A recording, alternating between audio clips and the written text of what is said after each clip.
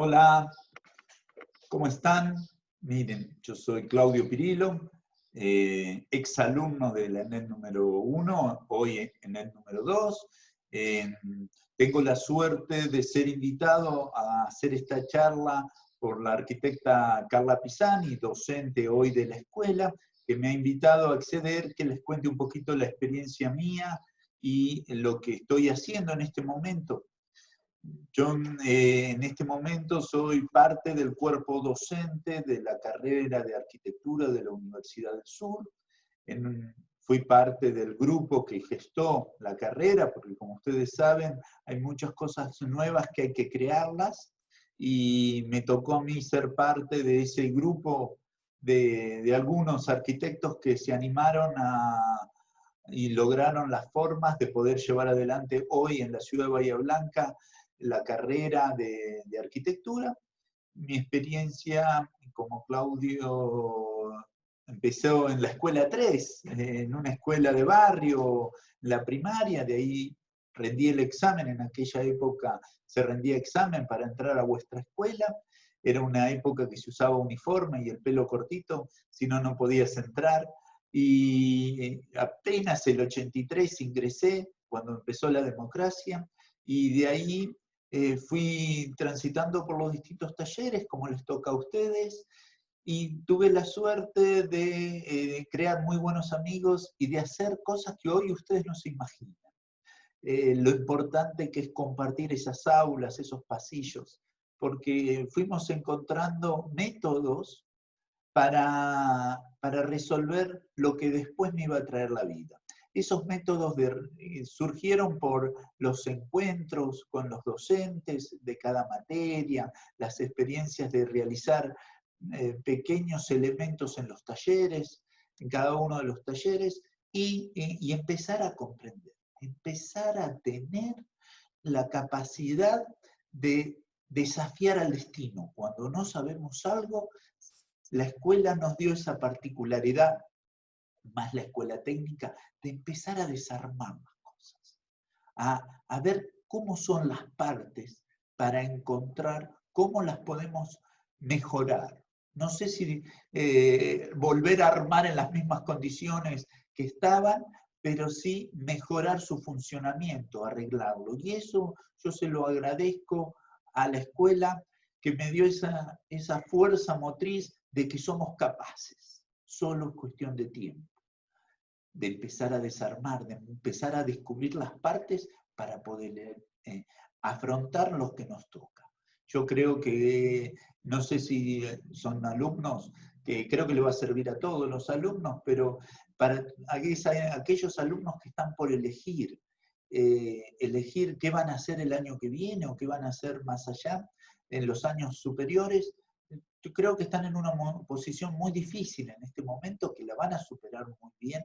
Y lo más interesante para eso es tratar de identificar que es un momento que va a pasar, es tomar una decisión. Y no es, siempre van a tomar la mejor decisión que hoy pueden. Entonces, si ustedes saben que van a tomar la mejor decisión, descansen, piensen tranquilos, y lo más difícil es cuando toman la decisión, ¿qué dejan de lado? ¿Qué dicen que no para tomar esa relación, esa decisión? De aquí yo les voy a contar que tuve la suerte, digamos, de pasar por esa escuela, de crear muchos amigos. Después pude estudiar un año en la Universidad Tecnológica, y después fui becado a la Universidad de La Plata, en un centro de estudiantes, y me dio la oportunidad de estudiar arquitectura en La Plata. Rapidito, de allí me fui, después hice la carrera, como todos en el periodo de las carreras, de ahí pude, a posteriores me fui a Barcelona con otra beca, y en Barcelona pude ser docente de la Universidad de Barcelona, pero antes de ser docente fui doctor. El doctorado es un estudio que continúa la carrera universitaria, donde vamos focalizando la especialidad en un tema específico. En ese momento yo hice el doctorado en metodología del proceso de creación, en la obra de un arquitecto muy importante que es Le Corbusier, simplemente para que sea un método de trabajo. Más que nada, lo más importante es que todo lo que es la educación les va a permitir a ustedes tener una posibilidad más, una nueva forma. Cada docente les va a contar en cada una de las áreas una nueva forma para resolver los problemas que le va a traer la vida. Lo más importante, hoy como docente, digo, lo más importante que puedo compartir con mis alumnos o con los chicos que están en las charlas es que ustedes, motivarlos para que ustedes encuentren un método. Y ese método permita modificaciones a partir de la experiencia. La educación es adquirir métodos para adaptarnos mejor. Adaptarnos mejor al lugar que nos toca vivir. Hoy estamos viviendo en las aulas de la NET2, donde tuvimos unas experiencias. Cuando estaba a punto de terminar la carrera de maestro mayor de obra, en ese momento nos invitan a hacer unas clases en la Universidad del Sur, una clase magistral o una clase grande que el profesor, que ahora no recuerdo qué profesor era, nos brindó y nos contó cuál era la vida universitaria, y creo que dijo algo muy interesante. Nosotros aquí en la universidad, y creo que eso se empieza a hacer desde la escuela técnica, lo único es tratar de armar un resorte. Somos una espiral de conocimiento que lo vamos aprisionando. Una vez que lo logramos, para que luego, durante la vida profesional, cuando se animen a resolver las distintas determinaciones que le va a dar la vida, a nivel familiar, a nivel profesional, de adaptarnos, ese resorte se va a empezar a expandir y les va a durar toda la carrera. Eso es lo único, el secreto más interesante que yo descubrí en esa charla, y es el día de hoy que lo sigo repitiendo. Nosotros en cada charla, ustedes, vamos a ir creando un pequeño resorte que al comprimirlo, lo comprimimos con todo esto que está acá atrás, que son los libros, con la información, y al cabo del tiempo se va a ir expandiendo para resolver los temas de la vida. Hoy les vengo a contar qué es lo que hacemos en la carrera de arquitectura de la Universidad del Sur, que depende del Departamento de Geografía. La Universidad del Sur es un caso atípico en el país, solo hay 2 universidades así, está toda organizada por departamentos. Voy compartiendo pantalla, así no se hace tan aburrido de ver mi cara.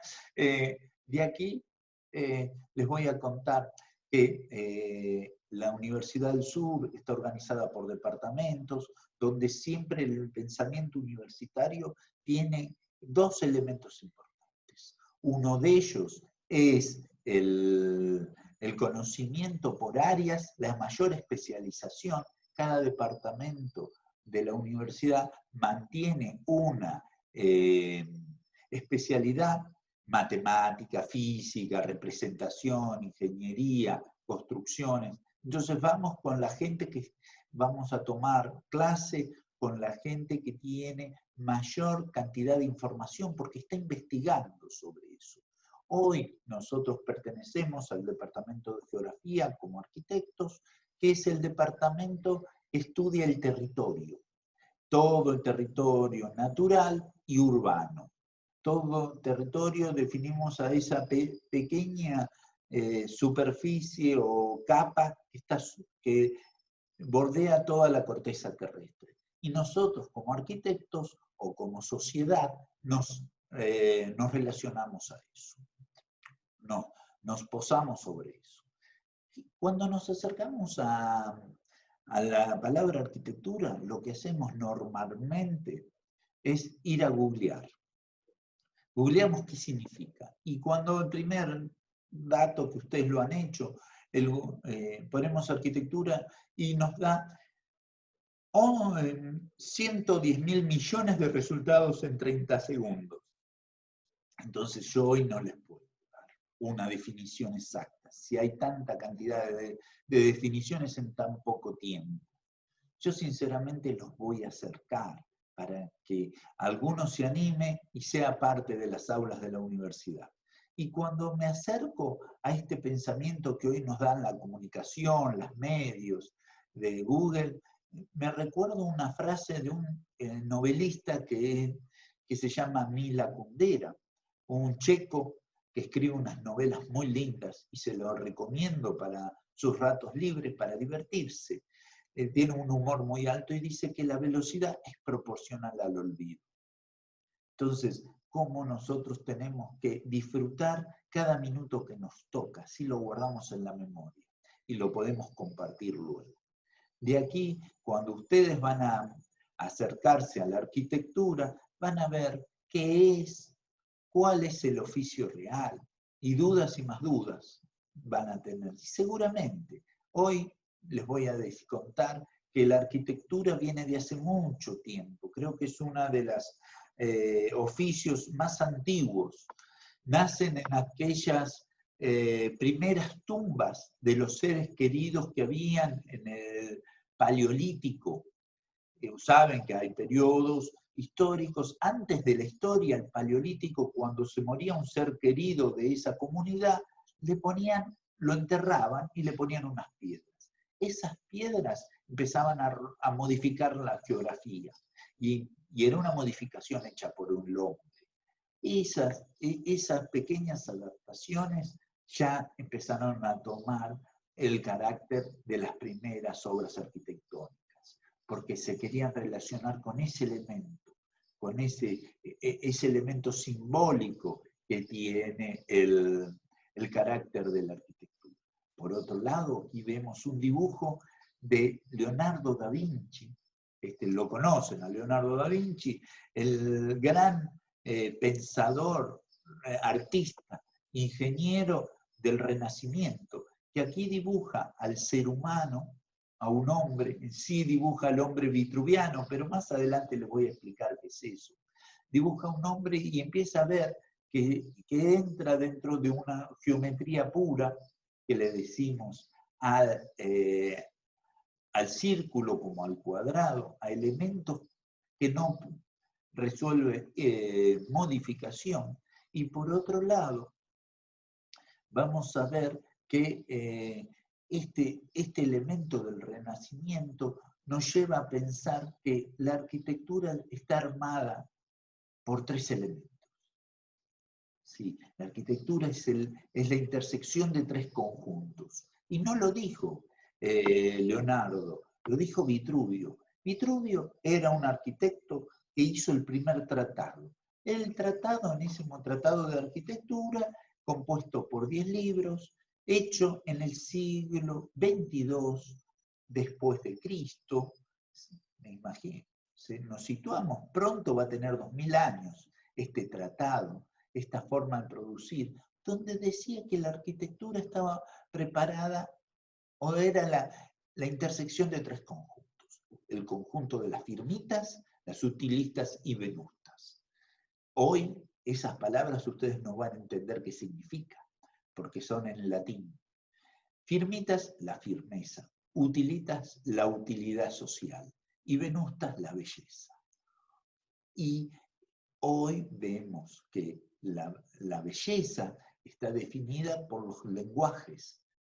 Crear una estética es contener un vacío existencial del hombre. ¿Por qué digo un vacío existencial del hombre? Porque las primeras obras arquitectónicas contenían o te querían representar aquellas tumbas de esos seres queridos, de que no sabíamos por qué se había muerto, por qué nos había dejado. Entonces, en una forma de querer acercarnos a ellos, hacíamos este elemento, este juego de piedras que trataban de acercarse a ese vacío que nos producía que un ser querido se había ido.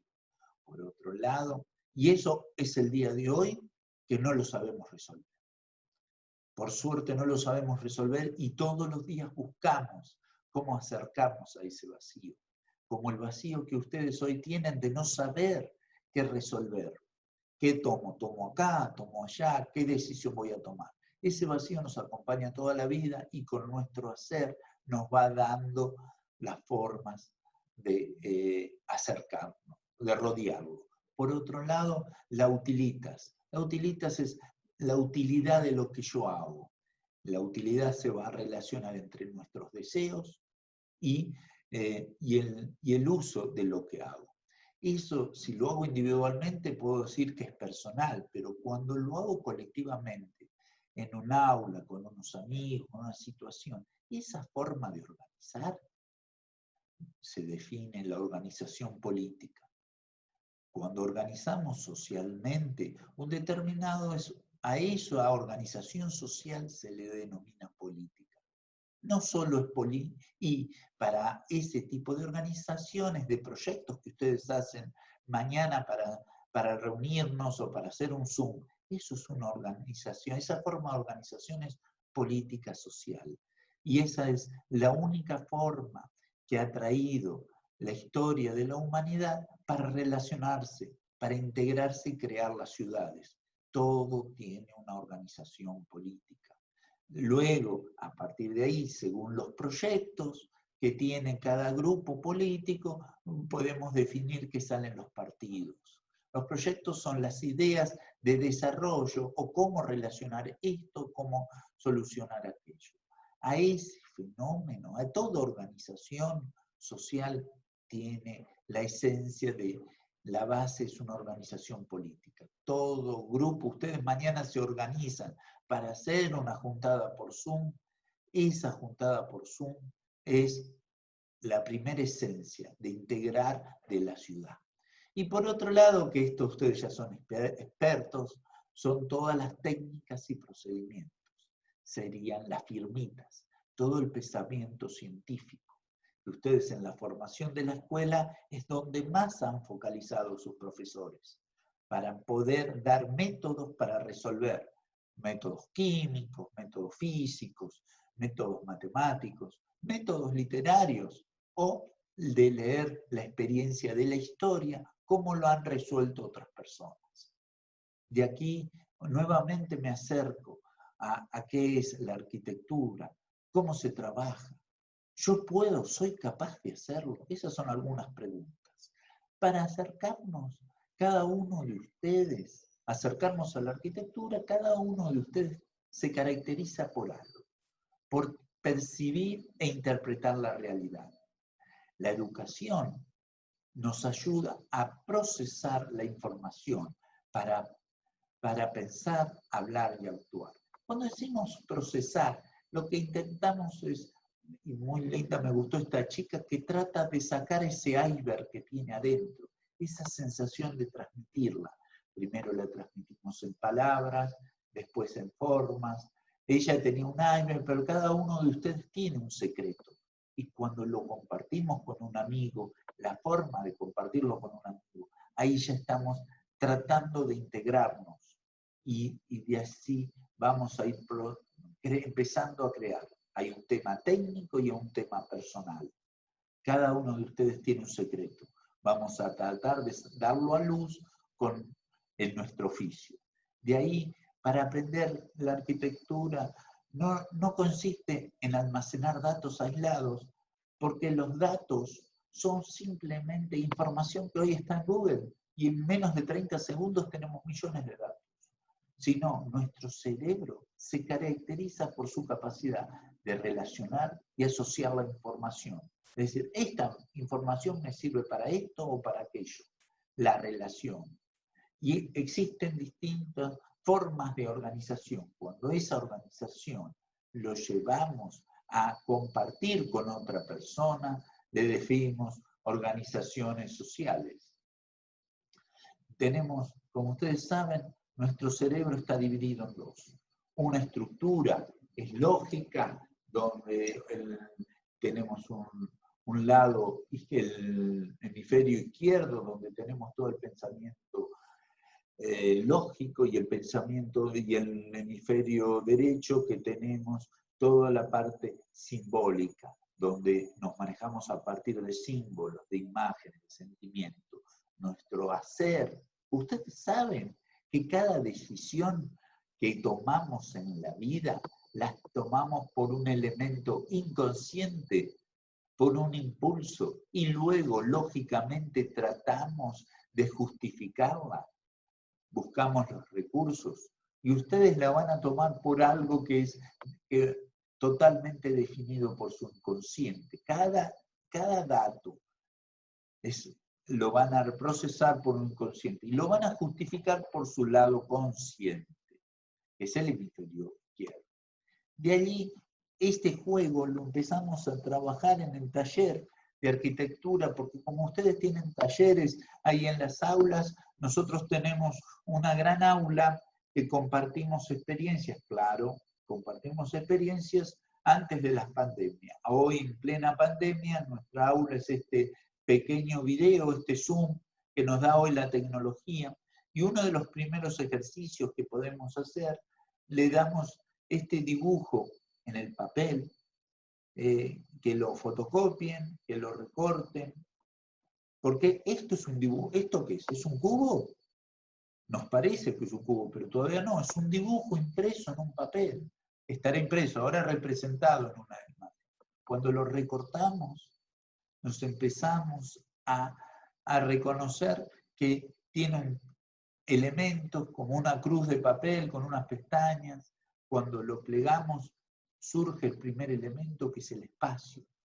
Nos surge esa caja, esa cajita volumétrica que nos damos cuenta que hay un interior y un exterior, y cuando la pegamos, este es el primer paso que me gusta hacer, pleguen y hagan un hueco, y ahí, cuando hacen un hueco y descubren que su ojo, el hueco que atraviesa la luz dentro del objeto, este cubito de papel, y la estructura del papel, con esos tres elementos, se convierte en arquitectura.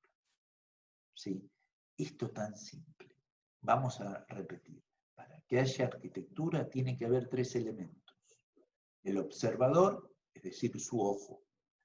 La luz y el límite. El límite puede ser social, puede ser formal, puede ser estructural. En esos tres componentes se conforma la arquitectura. Y el primer componente, miren lo que ha hecho un artista cuando definió afinar un cubo.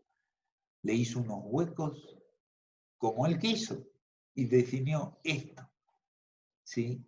Entonces, esto, ¿ustedes qué habían hecho? Una ventana, un cubito, no importa. ¿Cómo miran los artistas para definir el espacio, nuestro punto de vista?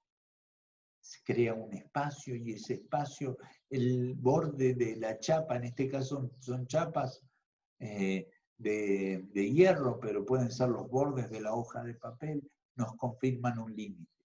Y ahí nos acercamos. ¿Sí? Este mismo cubo vamos girando y nos va permitiendo cambiar la ubicación del punto de vista, y vamos a ir descubriendo un nuevo objeto. De allí este es otro ejemplo donde vemos que está el límite, el espacio y el observador, y cómo la luz va atravesando. Esto, en ese secreto, es lo que tratamos de acercarnos a la arquitectura. Cuando lo hacen con mármol, descubrimos estos elementos. Otros arquitectos lo han reinterpretado y lo han hecho arquitectura. Este mismo ejemplo.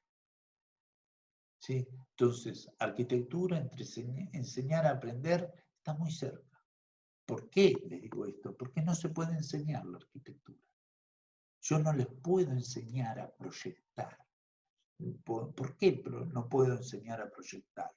Y dice, pero entonces ¿a qué voy? No, se aprende, pero no se puede enseñar. Porque la arquitectura no hay nada. No puedo enseñar a proyectar porque no hay nada proyectado.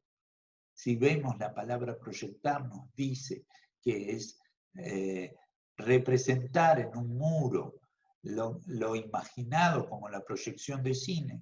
Yo no puedo enseñarle que ustedes imaginen, Cada uno de ustedes se imagina.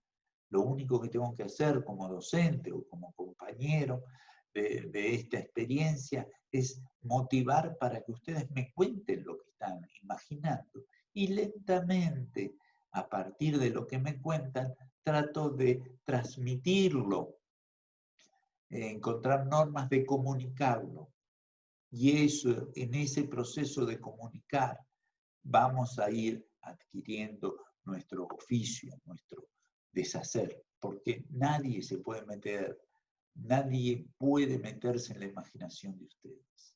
Ustedes es muy interior nuestro oficio. Al representarlo, lo vamos a ir descubriendo. ¿Cómo lo hacemos? Lo hacemos así. Esto era antes de la pandemia, cuando tenemos aulas grandes y vemos cómo se van expresando vuestros dibujos, los dibujos de alumnos como ustedes, en los muros, cuál es el avance a través de láminas que tienen sistemas de representación, que son los sistemas de representación vuestros, que aprendimos en la escuela técnica de dibujo, o también hay otras formas de comunicarlo, que es a través de logos, esquemas, formas de representar un dibujo y dialogar. Este es el orden que tenemos. Cada elemento tiene un orden y este es el orden de las aulas. Que ustedes lo vean medio caótico. No, porque es compartir y lo que ustedes comparten ya no sirven las palabras. Tanto cualquier docente emite un mensaje y ustedes tienen que responder cuando sean alumnos en dibujos, porque no nos interesan las palabras, sino vuestros pensamientos que se puedan representar. Entonces, la primera forma de representarlo es la palabra, el segundo es el sentimiento y el tercero es el dibujo. Entonces, les pido que esas dos primeras las hagan en su casa y a nosotros en el aula comuniquen a través de dibujos. Ese es el proceso de trabajo. ¿Por qué digo en sus casas? Porque es un trabajo individual, un poco individual, digamos, que uno tiene que pensar, un poco introvertido, y eso es muy importante. Aquí vemos cómo ellos mismos, los alumnos, se van autocorrigiendo o van evaluando con las mismas consignas lo que va resolviendo otro compañero, cómo lo vio el problema, cómo lo sintió y cómo lo representó. Y así entre ellos van debatiendo. Y mira qué bien le quedó la maqueta, y mira lo que el hueco que dejó acá. Y estos huecos se van convirtiendo en casas. Esto es las primeras experiencias que hacemos. Entonces nos damos cuenta que cuando proyectamos tenemos dos lados. Un lado poético, ¿sí? Y un lado retórico. El poético es personal. Poético simbólico, que es toda nuestra sensación, nuestra intención. Y luego el retórico. El retórico es cómo lo llevamos adelante, cómo creamos esos límites. Y si sabemos bien que el alma del límite es la estructura. Y el primer concepto que debemos estudiar es cómo, si es la estructura y la estructura de la casa, el primer elemento es cómo vencer a la gravedad. Que eso ustedes lo van a ver el año próximo, en cuarto y en quinto, o en, no me acuerdo ahora si es tercero, séptimo, octavo, que son elementos donde ustedes mismos van a ir aprendiendo conceptos de estabilidad, de estática, donde van a ir descubriendo cómo se sostienen las cosas. Entonces, en la conjunción de estos dos, vamos a poder encontrar la comunión o la forma de resolver el problema. Ahora les voy a dar algunas representaciones retóricas de estos elementos. Normalmente cuando empezaron a trabajar, lo más fácil es que hicieron un paralelismo, paralepípedo, y ese paralepípedo lo relacionamos con el observador. Ahora no son vuestros ojos, sino es el ojo de una persona que está aquí dibujada, cómo observa el objeto, y siempre lo ve de afuera. Y la relación entre el observador y el objeto se le defina el primer lugar de este acontecimiento. Y eso nos sirve para hacer arquitectura, y aquí pueden ver una casita de hecho y realizado de esta dinámica, ¿sí? Si a ese cubo le hacemos un elemento horizontal, vamos a descubrir que ya tenemos otra posibilidad. Descubrimos que hay una adentro y que hay una afuera. Y que el afuera, por esa lectura horizontal, nos va a permitir relacionarnos de otra manera con el interior. Y hay otro arquitecto que hizo esta maqueta y lo hizo así, donde definió en el frente, donde está la chapa, definió esto. Y de aquí, y si le sacamos directamente la cara, ¿qué pasa? De ese cubo. Ya hay un espacio exterior y un espacio techado, ya hay otro tipo de adentro. Y eso es lo que surge cuando vemos que el elemento flota y deja un espacio intermedio abajo. ¿Sí? Vemos así, si adelantamos un elemento que normalmente en construcción se le llamará alero, pero nos vamos a descubrir que hay tres espacios: espacio exterior, espacio intermedio y espacio interior. Y no hay distintos tipos de límite. El límite del techo, el límite del piso con el techo y el límite de las paredes. Hay aquí otra complejidad, vamos subiendo el grado, donde hay más límites que son el primer alero, la primer pared y el primer piso.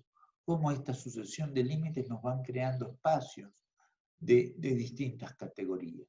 A, B, C, D, hay muchos espacios. Y en ese juego de cantidad de variaciones del límite se va desarrollando nuestra arquitectura. No simplemente es una casa, es empezar a descubrir estos límites. Cuando ven y aquí, cuando es pasante, vamos a descubrir que qué pasa, es un túnel que nos ayuda a atravesarlo. Luego, que ese túnel puede ser ese pasillo entre la cocina y el dormitorio que hizo este arquitecto. Cuando se corren dos planos, cuando los planos se corren y permiten una ventana interior, nos va a ir descubriendo como esa línea roja que atraviesa en diagonal. ¿Sí? Si abrimos los cuatro centros de nuestro cubo, ¿qué es lo que pasa? Si abrimos las cuatro puntas, estas son las variaciones. Y estas variaciones nos van a ir determinando cómo ustedes encuentran la forma más indicada de expresar, de representar lo que están imaginando.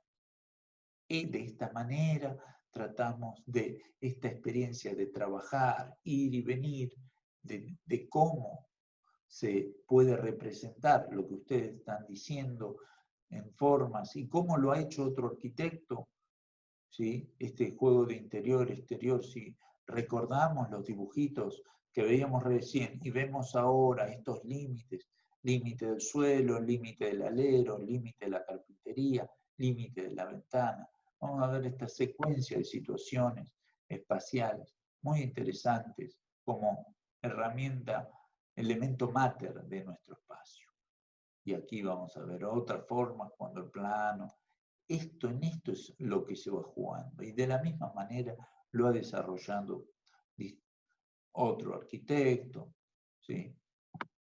Y nosotros ¿qué es lo más importante que ustedes tienen que hacer? Y acá es cómo transmiten. Si ustedes están trabajando, y les digo, y siempre están con la mejor predisposición de hacer lo mejor que ustedes puedan, entonces cuando no lo logran, es porque si ustedes saben que es lo mejor que les da el corazón para poder llevar adelante y no lo pueden lograr, quizás sea que falta comunicación, que le falló la forma de contarlo, la forma de relacionar la persona que está dentro con la persona que está fuera. Entonces, ahí si yo hago lo mejor de mí y no puedo lograr lo que deseo, es porque no encontré el código de comunicación. Entonces, el espacio no me permite y a partir de ahí, el espacio escrito, el lenguaje sonoro. En arquitectura, esa relación de espacios la empezamos a definir, de buscar otras formas de relacionarme con el otro y empezamos a hacer estas pruebas. Ya no es por una ventana, sino ya es por un vacío, ya después sigo probando qué pasa si la vacío más. Son distintas formas de relacionarme y así puedo lograr que el uno y el otro se encuentren y podamos tener un lugar. ¿Sí? Distintas formas, con uno, con varios. ¿Sí? Nuevamente este juego de elementos. De esta manera yo les quiero comentar que la arquitectura es simplemente el límite de las organizaciones sociales. Entonces tenemos que entender muy bien cómo es la organización social, cómo es la organización política de ese lugar, de esa familia, cómo se organiza, en qué cree, qué hace, qué desea. Y eso nosotros lo cubrimos, le vamos creando cómo se relaciona con el medio ambiente. Y de ahí empezamos y hasta intentamos mejorar su forma de relación con este pequeño límite que es como un juego escenográfico, digamos. Y escenográfico es el borde de nuestro conjunto que nos permite rodear ese acto. Y de esta manera podemos ver aquí en la obra cómo este mismo juego de una pequeña casita nos va permitiendo esto. Y aquí hay otros ejemplos que han hecho otros alumnos, que hay veces que tenemos que mirar el cielo y otros efectos para aprender y analizar. Entonces, para cerrar, les quiero contar que este juego de límite hay distintos y que la idea funciona como nuestros límites. En primera parte, vamos a identificar que hay el nacimiento de la idea, cuál es la necesidad que nos determina el qué hacer, cuál es la necesidad social, de ahí va a ver que hay partes, cómo funcionan, y esto nos va a determinar un conjunto, cómo se relacionan esas partes. Luego vamos a definir cómo se construye, cómo se sostiene este límite, y para luego pensar cómo se integra la forma total. Estas 4 etapas, por un lado, las que estoy comentando son las etapas del aprendizaje del conocimiento de un ser humano, estudiado por Piaget, un pedagogo suizo en 1967, empieza a trabajar de esa manera. Y por otro lado, van a haber 4 dibujitos, 4 etapas. Las etapas son textos míos, los dibujitos son de este arquitecto que hoy les comentaba, que se llamaba Le Corbusier, que para explicar lo que él le significaba la arquitectura es, en primera etapa, el funcionamiento, segunda etapa, la estructura, tercera etapa, las formas de circular, y cuarta etapa, la forma total, la piel.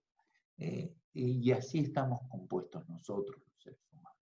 De esta manera, solo los quiero invitar a que se animen a seguir estudiando este oficio tan lindo, o cualquiera de los oficios. Yo soy parte del taller metropolitano de la Universidad Nacional del Sur, que está desarrollado a partir de un taller vertical de primero a sexto año, donde van intercambiando experiencias con chicos, con alumnos y docentes de primero, de segundo, de tercero, simultáneamente e individualmente.